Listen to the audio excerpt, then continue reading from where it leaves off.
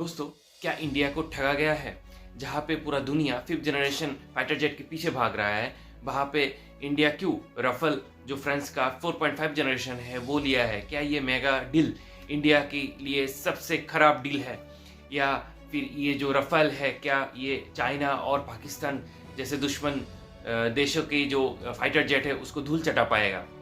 3.25 लाख करोड़, इतना बड़ा amount India एक ऐसे फाइटर जेट के पीछे खर्च कर रहा है जहाँ पे यूएसए का F-35 जेट से एक जनरेशन पीछे है। फिर भी एयरफोर्स जानते हुए भी, इंडियन एयरफोर्स फिर भी ये सैंक्शन डील किया है। इसके पीछे वजह क्या है? दूसरा जो चीज़ है, हमारा 26 राफेल एम फाइटर जेट और दूसरा 114 जो मेड इन इंडिया का जो फाइटर जेट है उसके बारे में बात करेंगे। अब ये ज़रूरत क्यों आ गया है इंडिया को इतना बड़ा डील सैंक्शन करने का? जियोपॉलिटिक्स को देखते हुए कभी भी किसी भी देश को अटैक कर सकते हैं। इसके लिए डिफेंस स्ट्रांग होना बहुत ज़रूरी है और इंडिया का बस 5th जनरेशन फाइटर जेट है नहीं, क्योंकि चाइना का जो Z-20 फाइटर जेट है उसके साथ हमारा जो पुराना MiG-21 और जगुआर है वो लड़ नहीं पाएगा। तो इसके लिए दो रास्ते रह गया था इंडिया के पास। या फिर इंडिया खुद का 5th जनरेशन जो MCA बना रहा है वो 2035 या 2030-35 तक बनेगा, तो इतना वेट करना बहुत रिस्की हो सकता था। दूसरा जो चीज़ है वो F-35 जो यूएसए का फाइटर जेट है वो ले सकता था। अब उसके लेने के लिए जो अमेरिका है वो बहुत सारा शर्त दे दिया था इंडिया को। दूसरा और एक चीज़ जो है उसमें कभी भी सॉफ्ट या लॉक कर सकता है यूएसए, तो ये ही एक ईजी रास्ता रह गया था इंडिया को जो राफेल है वो लेने का। लेकिन ये भी है कि Z-20 जो चाइना का जो फाइटर जेट है 5th जनरेशन का वो ले सकता था, लेकिन वो एक दुश्मन मुल्क है, उससे कैसे लेगा? तो इसके लिए एक रास्ता खुला रह गया था कि राफेल। दूसरा जो चीज़ है, अगर रशिया से भी लेता तो बहुत सारा जो टैरिफ का खेल स्टार्ट हो गया, तो इंडिया के ऊपर और टैरिफ बढ़ा सकता था अमेरिका। तो ये सबको देखते हुए ये डील बहुत महत्वपूर्ण डील है इंडिया के डिफेंस के लिए। और दूसरा बड़ा कारण भी है, रशिया है या फिर कस्टमाइजेशन का भी आज़ादी दिया है इंडिया को।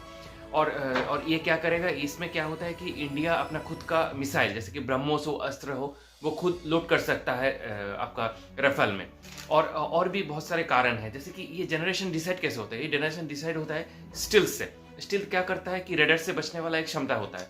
अब राफेल में भी उस तरीके का एक स्पेक्ट्रा सिस्टम रहता है। वो क्या करेगा, वो क्या करता है कि रेडर है दुश्मन का, उसको जाम कर देता है। उसके बाद वो रेडर राफेल को वो जो है वो आइडिया नहीं कर पाता है कि राफेल कहाँ से अटैक कर रहा है, क्या कर रहा है। उस तरीके का ही एक शील्ड टाइप का काम करता है वो, जो 5th जनरेशन वाला एक अच्छा भरोसा देता है राफेल।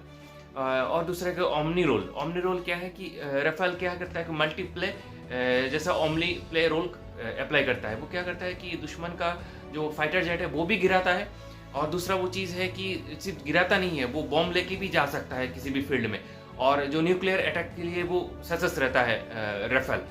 और राफेल का और एक चीज़ है कि हेवी लोड, जैसे कि 5th जनरेशन अपना जो है कि स्टिल्थ सिस्टम के कारण वो क्या करता है, अपना जो मिसाइल वगैरह है वो अपने पेट में ही छुपाना पड़ता है, जिसके कारण वो ज़्यादा मिसाइल कैरी नहीं कर पाता है 5th जनरेशन वाला जो फ्लाइट रहता है। लेकिन राफेल उस तरीके का नहीं है, वो उससे भी ज़्यादा जो है मिसाइल लोड करके दुश्मन को घेरे में अटैक कर सकता है, और वो बहुत लचीला भी है और आसानी से दुश्मन का रेडर से निकाल के दुश्मन का छक्के छुड़ा सकता है।